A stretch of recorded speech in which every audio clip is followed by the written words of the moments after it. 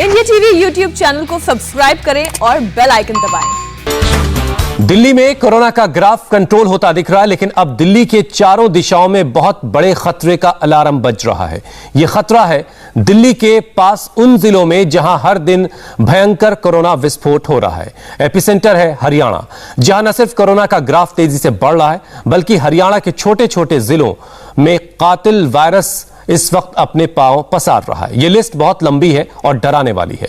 नूह, सोनीपत, भिवानी, पानीपत समेत ऐसे कई जिले हैं जहां कोरोना संक्रमण की जो दर है वो 50 से 60% के बीच है।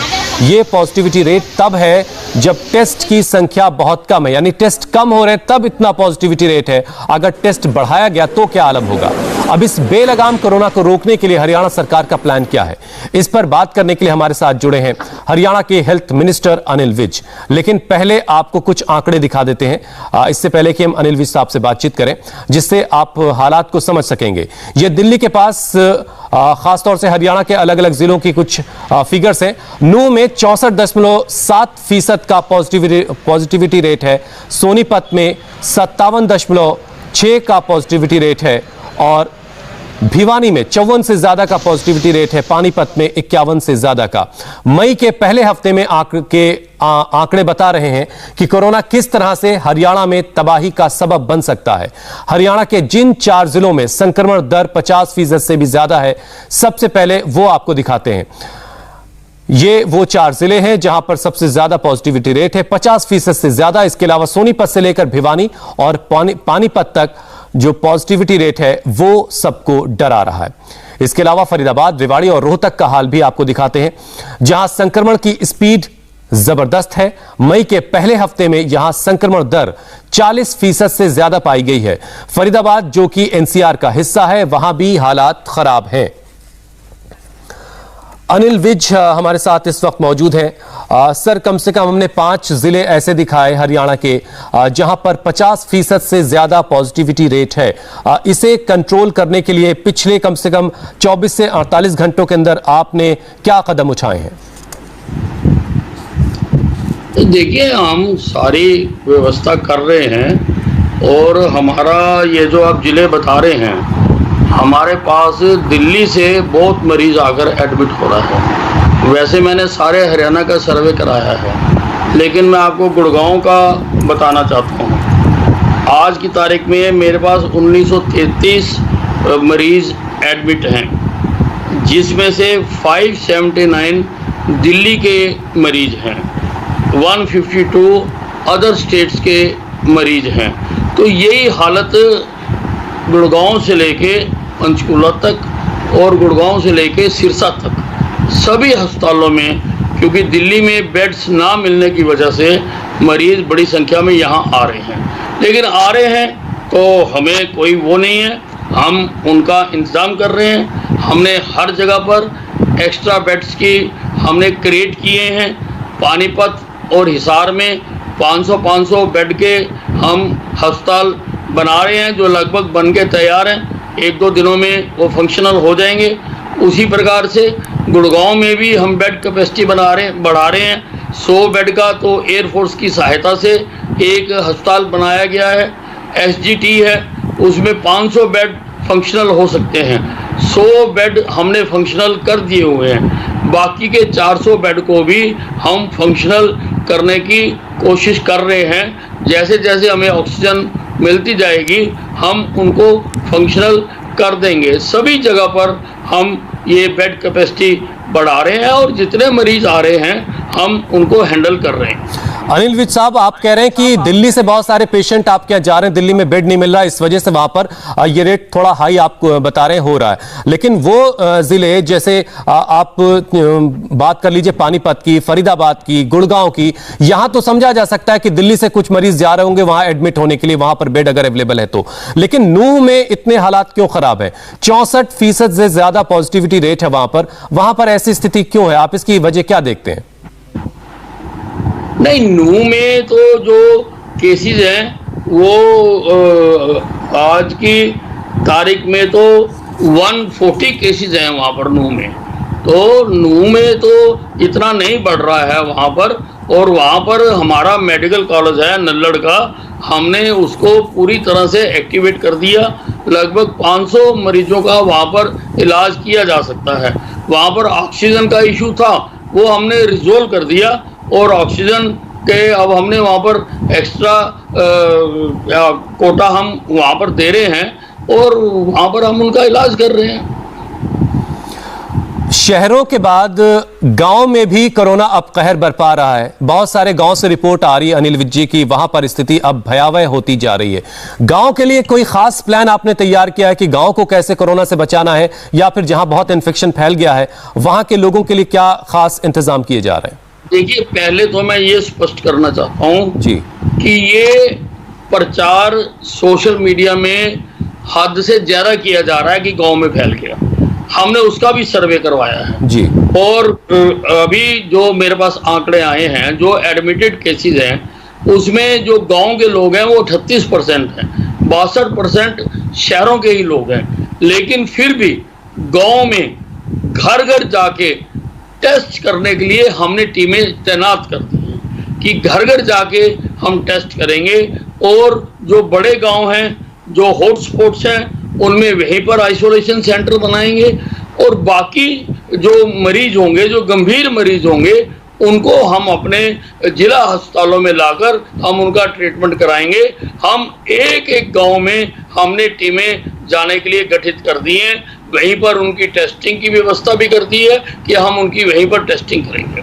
चलिए एक गांव के बारे में हम जरा बात कर लेते हैं। मैं जब भी पढ़ रहा था तो टिटोली गांव का मैंने जिक्र देखा, जहां का सरकारी आंकड़ा ये बता रहा है कि पिछले 10 दिनों में 18 मौत हो गई है, जबकि गैर सरकारी आंकड़ा इससे काफी ज्यादा है, करीब 40 मौतें हुई हैं। वहां के जो प्रधान है वो बता रहे हैं कि 40 से ज्यादा लोगों की जानें चली गई हैं। बहुत सारे मामलों में ऐसा है कि बुखार आया और उसके बाद पता ही नहीं हुआ कि क्या हुआ है, क्योंकि टेस्टिंग नहीं हो रही है। देखिए, ये भी गलत प्रचार है। मैंने अपनी टीमें वहां पर भेजी हैं टिटोली में, और वहां पर जो कोरोना से मृत्यु हुई है, जो कंफर्म टेस्ट है, वो केवल 4 हैं। बाकी अप्रैल के महीने में टोटल 21 डेथ हुई हैं।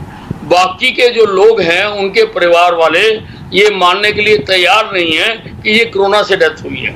वहां पर बकायदा मैंने पड़ाव डलवा दिए और घर घर एक एक आदमी का वहां पर चेक किया जा रहा है, उनका टेस्ट किया जा रहा है कि किस कारण से डेथ हुई है।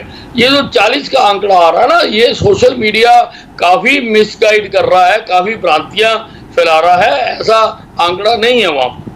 नहीं, इसीलिए हम आपसे बात कर रहे हैं कि जो गलतियां अगर कहीं सोशल मीडिया पर हो रही थी वो सारी चीजें साफ हो सके। अच्छा, गांव में हालात बेहतर करने के लिए आप क्या कर रहे हैं? क्या गांव में भी लॉकडाउन जैसी कुछ स्थितियां हैं? क्योंकि अभी हमने गुजरात के एक गांव की तस्वीर दिखाई दर्शकों को, जहां खुद गांव वालों ने फैसला किया कि वो लॉकडाउन में रहेंगे कुछ वक्त तक, और उसके बाद वहां हालात बेहतर हो गए। पिछले कुछ दिनों में करीब 50 लोगों की जानें गई थी, और उसके बाद जैसे ही गांव के लोगों ने खुद ये फैसला किया कि वो लॉकडाउन में रहेंगे, धीरे धीरे हालात बेहतर हुए। अभी आप हरियाणा के गांव के लिए क्या कर रहे हैं? क्या वहां भी लॉकडाउन काम कर रहा है? ग्राउंड पर इस तरह की स्थिति है? मैंने सारे हरियाणा के गांव में ठीकरी पैरा लगाने के आदेश जारी कर दिए, और जब पहला वेव आई थी तब भी ये ठीकरी पैरा लगा था, और गांव के ही लोगों ने किसी गैर आदमी को, जिसको ऊपर उनको शक था कि ये पॉजिटिव हो सकता है, गांव में आने नहीं दिया था। वैसे ही आदेश मैंने कर दिए ताकि वहां पर भी लॉकडाउन की पूरी पालना की जाए और हर गांव में ठीकरी पैरा लगाया जाए। इसके मैंने आदेश जारी कर दिए। क्या स्क्रीनिंग भी आप लोगों ने विज साहब बढ़ा दी है इस हालात के बाद, जिस तरीके से केसेस बढ़ रहे थे? नहीं, टेस्टिंग हमारी बहुत ज्यादा है और ये 87,193 पर मिलियन है। टेस्टिंग हमारी बहुत ज्यादा है। पिछले 24 घंटे के जो आंकड़े मैं देख रहा हूं पूरे हरियाणा सूबे के, 11,500 से ज्यादा केसेस हैं, 144 से ज्यादा लोगों की जानें गई हैं। आपकी टास्क फोर्स क्या बता रही है कि कब तक हालात थोड़े इससे बेहतर हो सकते हैं? देखिए, पिछले 3 दिन से ये डाटा नीचे आता जा रहा है। हम 16,000 से 11,000 पर आए हैं, और जैसे जैसे लॉकडाउन में हमने सख्ती की है उसका असर दिखने लगा है, और मैं समझता हूं कि इसका आने वाले दिनों में और असर पड़ेगा और ये और नीचे आएगा। अच्छा, हरियाणा में सबसे ज्यादा जानें जो हैं वो रोहतक में जा रही हैं। 18 लोगों की मौत पिछले 24 घंटे में वहां पर हुई है। रोहतक में मोर्टेलिटी रेट ज्यादा क्यों दिखाई दे रहा है सबसे ज्यादा? नहीं, रोहतक में देखिए हमारा पीजीआई है और पीजीआई में सारे हरियाणा से गंभीर केसेस जो हैं वो वहां पर रेफर होते हैं, जो पहले ही बहुत गंभीर होते हैं। इसलिए नेचुरल है वहां पर जो डेथ का आंकड़ा है वो ज्यादा होगा, क्योंकि काफी खराब हालत में मरीज वहां तक पहुंचते हैं। और वहां पर हालांकि हमारे पास बहुत क्वालिफाइड डॉक्टर्स की टीम है और अच्छे डॉक्टर्स हैं, सारे संसाधन हैं, वेंटिलेटर्स हैं, ऑक्सीजन है, मेडिसिन हैं, हर चीज़ हमारे पास उपलब्ध है।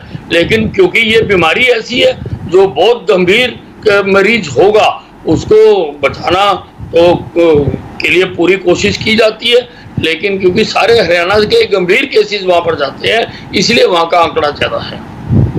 अभी कुल एक्टिव केसेस आपके हरियाणा में 1,08,000 से ज्यादा के आसपास हैं, तो इनमें से ज्यादातर क्या होम आइसोलेशन में हैं? इसके बारे में कुछ अगर आप जानकारी दे पाएं, इसमें से कितने ऐसे लोग हैं जो क्रिटिकल हैं? हमारे पास 1,08,000 में से लगभग 1 लाख लोग होम आइसोलेशन में हैं और मैंने उनकी भी चिंता की है। हमने अपनी टीम्स बनाई हैं कि हर होम आइसोलेशन वाले को 2 दिन में एक बार डॉक्टर्स की टीम घर जाकर चेक करे। और हम हर होम आइसोलेशन वाले को हमने किट बनाई है, उसमें ऑक्सीमीटर है, उसमें थर्मामीटर है, उसमें मेडिसिन हैं, उसमें लिटरेचर है, उसमें आयुर्वेदिक काढ़ा है और भी उसमें जो वेपोरेशन के लिए वो भी हमने उसमें इक्विपमेंट दिया है। और हर घर में हर पेशेंट के पास हम वो किट पहुंचा रहे हैं और उनको। एक आखिरी सवाल अनिल विज साहब, वैक्सीनेशन ड्राइव कैसी चल रही है हरियाणा में? देखिए वैक्सीनेशन ड्राइव बहुत अच्छी चल रही है। कल भी हमने 1 लाख से ज्यादा लोगों को वैक्सीनेशन की है। जैसे जैसे वैक्सीन आ रही है, रात भी हमारी सप्लाई आई है और आज वो सब जगह पर डिस्ट्रीब्यूट हो जाएगी और वैक्सीनेशन सब जगह कर रहे हैं। मैंने सारे हरियाणा में वैक्सीनेशन जो है अस्पतालों से अलग कर दी ताकि अस्पतालों में ज़्यादा भीड़ ना लगे। मैंने आदेश जारी किए हैं कि वैक्सीनेशन सेंटर अस्पताल से दूर हटकर बनाया जाए और वहाँ पर वैक्सीनेशन की जाए, ताकि अस्पताल में जाने से संक्रमित होने का भी डर रहता है, लोगों में भय भी रहता है, लोग जाना नहीं चाहते वहाँ पर। इसलिए सारे हरियाणा में वैक्सीनेशन सेंटर हम अस्पताल से हटकर बनाते हैं। बहुत बहुत शुक्रिया सर, आपने हमारे लिए वक्त निकाला। तो हरियाणा के हेल्थ मिनिस्टर अनिल विज बता रहे हैं कि उन्होंने सारे इंतजाम कर रखे हैं, लेकिन ग्राउंड पर ये सारी स्थितियां अगर वैसी हैं तो बहुत अच्छी बात है। लेकिन जो रिपोर्ट्स बता रही हैं कि गांव में हालात लगातार खराब हो रहे हैं, टेस्टिंग कम होने की वजह से बहुत सारी चीज़ें रिपोर्ट नहीं हो पा रही हैं और जो हम पॉजिटिविटी रेट हमने जो आपको दिखाया वो लगभग ऐसे हैं कि जिससे दिल्ली के लोग भी उससे डर रहे हैं। देश में वैक्सीनेशन ड्राइव में आ रही समस्या को लेकर डॉक्टर हर्षवर्धन एक अहम मीटिंग करने वाले हैं। इससे जुड़ी पूरी डिटेल एक ब्रेक के बाद। नमस्ते, मैं हूं मीनाक्षी जोशी। वीडियो और खबरों से अपडेट रहने के लिए India TV YouTube channel subscribe करें, बेल आइकन दबाना ना भूलें। जुड़े रहें इंडिया टीवी के साथ।